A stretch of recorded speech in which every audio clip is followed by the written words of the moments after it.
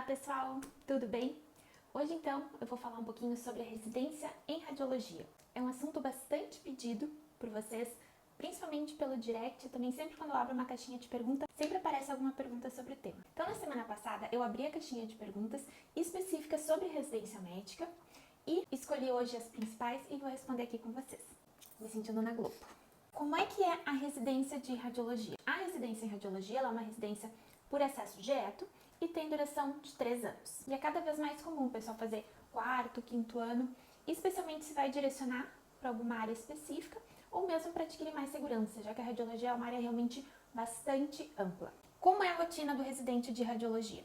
Eu vou falar aqui como é que foi a minha, tá? Porque isso varia bastante entre os programas de residência. E na maioria dos lugares ela acaba seguindo essa mesma ordem. No R1, né, o que eu mais fiz? Principalmente no raio-x, ultrassom geral, mamografia e fazer alguns procedimentos também guiados por ultrassom. Toracocentese diagnóstica, paracentese diagnóstica, né, pequenas punções. Do final do R1, início do R2, a gente começou a ver tomografia. Então o R2 foi basicamente tomografia e algumas modalidades de ultrassom mais específicas. No fim do R2 e no R3, ressonância, tá? Então basicamente foi ressonância e tomografia nesse último ano. São realizados rodízios, tá? Usualmente mensais entre os residentes. Então, geralmente, tu fica um mês em um determinado setor ou um determinado método. Precisa entrar sabendo bem? Não, gente, não precisa entrar sabendo bem. Na verdade, a grande maioria das pessoas não entra sabendo nada. E foi, inclusive, o meu caso. Dá pra aprender tudo, né, na residência. Essa preocupação não precisa existir. Até porque, gente, durante a graduação, normalmente não se tem contato com radiologia, né? Ou se tem é muito pouco, na maioria das graduações. Quanto mais desconhecido é aquele mundo novo, mais vai sofrer no primeiro ano. E essa foi a minha experiência. O primeiro ano da residência foi o ano mais difícil dos 3, para mim, pessoalmente, justamente por essa adaptação. Porque é um mundo completamente novo, que a gente não tem o mínimo conhecimento durante a faculdade. É completamente normal ficar perdido no início da residência. Isso é o que acontece com 99% das pessoas. Se acalma, respira fundo e que uma hora as coisas começam a fazer sentido. Ela é uma residência em turno integral. O residente ele faz o pré-laudo dos exames, ou então no caso do ultrassom ele faz o primeiro exame e depois os laudos, ou então no caso do ultrassom o próprio exame é revisado pelo preceptor. Essa é a estrutura básica, né, geral mais importante da residência. Fazer plantão ou não durante a residência também é variável. Tem lugares que os residentes fazem, tem lugares que eles não fazem plantão durante a residência. A residência de radiologia talvez seja a residência que mais dependa do residente. Embora nos lugares maiores, quando tem um número maior de residentes, existe um programa, né, ou seja, etapas, estágios que vai passando mês a mês, para aprender tem que ter iniciativa do residente, não adianta. 2 residentes podem fazer residência no mesmo local e fazer residências completamente diferentes. A tua proatividade, né, faz bastante diferença. E aí eu já aproveito e respondo outro questionamento, né, que também vem bastante. Se o local da residência faz muita diferença ou não. O que acontece, pessoal? Na residência, né, nos locais de residência, o que a gente não controla? A gente não controla o volume de casos daquele lugar, a prevalência das doenças que aparecem, né? Às vezes recebe mais casos genéticos, recebe mais casos de trauma, assim como a preceptoria. O que depende do residente? Interesse. Clichê, clichê, clichê, mas é a mais pura verdade. E agora eu vou falar como do outro lado, como preceptora. O interesse, pessoal, faz muita diferença na quantidade de informações, de dados que a gente acaba passando. Tá? E isso não é nem racional, isso é intuitivo, né? Porque é uma troca, a gente sente interesse e vai falando, sente interesse e vai falando. Agora, quando essa conversa não acontece, então simplesmente vira algo burocrático.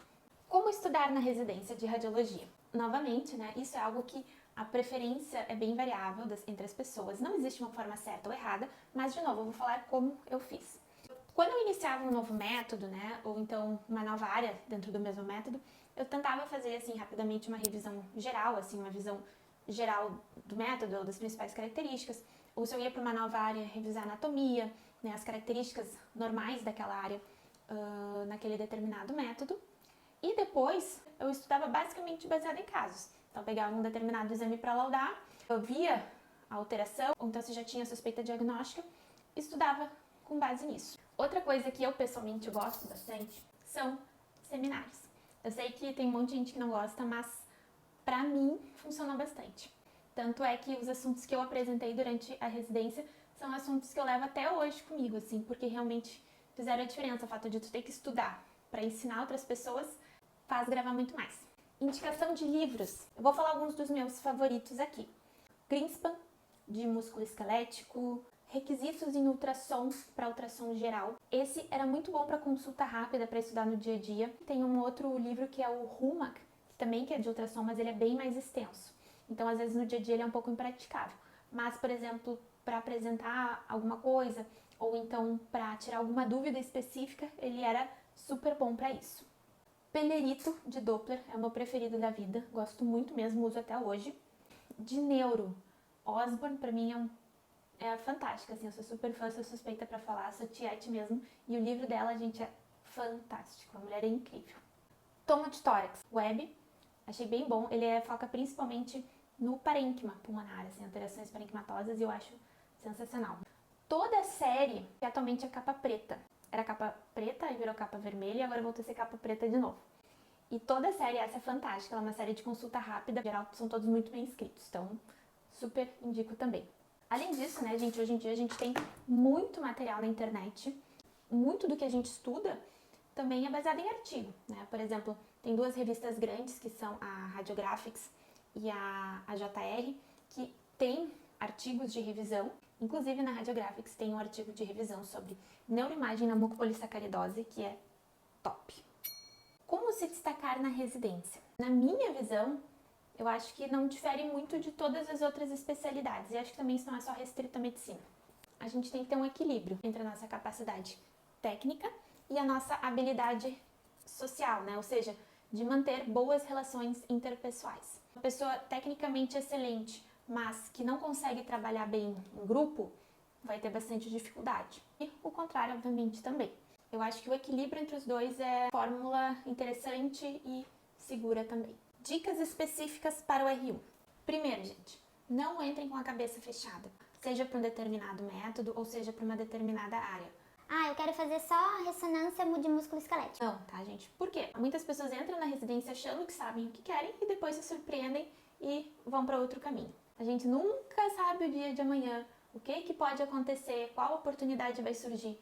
Então, todo conhecimento é válido. Todos os métodos se complementam de alguma forma. Entrar com a cabeça aberta, querer aprender tudo que tiver à disposição e que for aparecendo, eu acho que é o primeiro passo.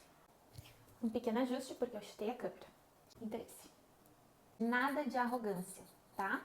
Por mais que tu tenhas alguma noção de radiologia, ou então daquele método, daquela área específica, não existe nada pior que pessoa arrogante. A última dica que eu dou, que se eu voltasse lá atrás, faria um pouco diferente. Quando vocês estiverem olhando uma determinada alteração em algum método, já vão olhando como ela aparece nos outros. Por mais que a gente não entenda nada e que na hora não faça sentido, com o tempo e com a repetição, esse conhecimento vai se sedimentando. Então, por exemplo, assim, olhou um raio-x de tórax, identificou uma consolidação, se o paciente tiver tomo, dá uma olhada como é que aparece. Coluna, mesma coisa. Isso é uma coisa que eu acho bem legal e que agrega bastante. Final da residência. Um pouco de tudo ou voltar para uma determinada área. Vai depender bastante do local aonde tu pretendes trabalhar depois da residência. Quem vai para cidades em geral de pequeno, médio porte, é mais interessante um radiologista geral, um bom radiologista geral. Se tu pretendes trabalhar em grandes centros, geralmente a procura maior é por subespecialistas. Se eu já pensei em desistir da residência? Não, gente, eu nunca pensei em desistir da residência. Até porque minha escolha de residência foi por eliminação. Mas eu me estressei bastante durante o primeiro ano, justamente pela adaptação. O que não deixar de fazer durante a residência? Eu não vou dizer não deixar de fazer, porque isso nem sempre é uma escolha, né? Isso depende do contexto, às vezes, que a gente está vivendo naquele momento. Mas uma coisa muito legal que eu fiz durante a residência e que valeu muito a pena foi o AIRP. O AIRP é um curso organizado pelo Colégio Americano de Radiologia e direcionado para os residentes americanos. E também é aberto para residentes de outras partes do mundo.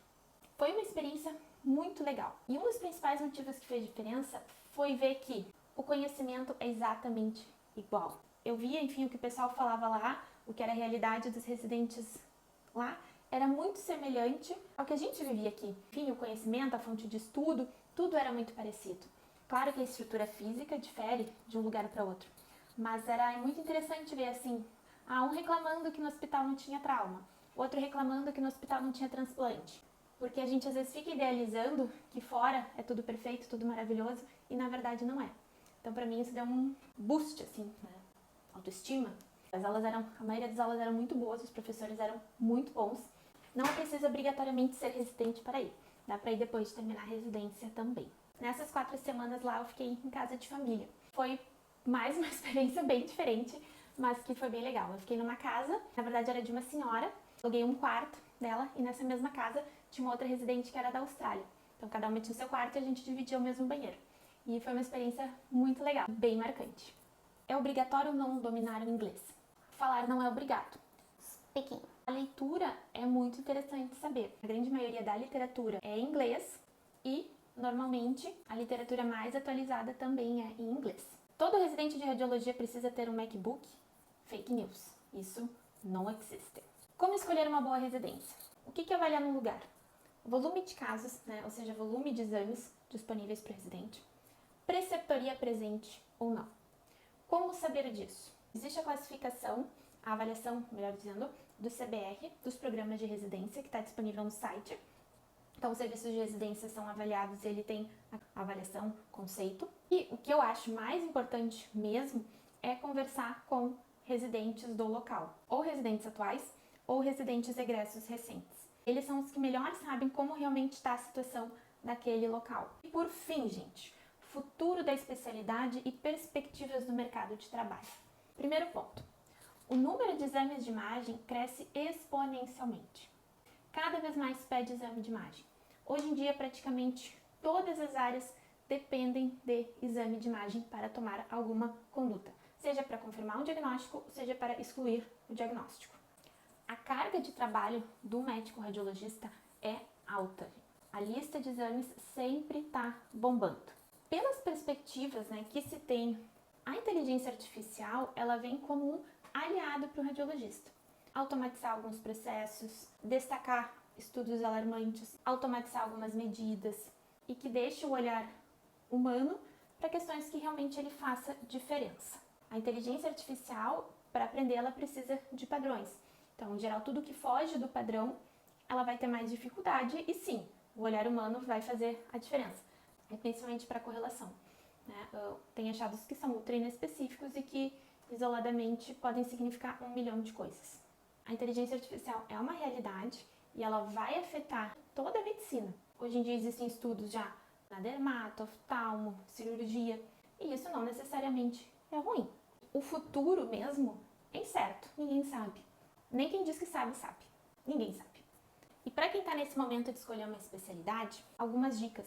Olhe para as tuas características pessoais, Como é que é o teu jeito, como é que tu gosta de trabalhar, qual é o teu estilo de vida que tu te imagina vivendo, qual a forma de trabalho que tu te vê inserido. E claro, a gente não pode deixar de lado a questão financeira, obviamente. Seria hipocrisia dizer que isso não é importante, principalmente pelas grandes corporações cada vez mais tomando conta do mercado. A gente tem que olhar para isso sim, não adianta fugir disso. Acompanhe alguns serviços. Não precisa ser um estágio formal, mas alguns dias e ver se aquilo ali é realmente algo que tu te imagina fazendo.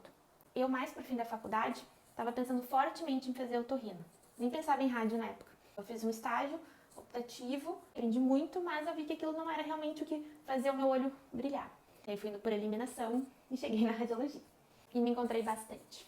Hoje em dia eu não me imagino fazendo outra especialidade. Então é isso. Se tiver mais alguma dúvida, deixa aqui nos comentários. Beijão e até mais!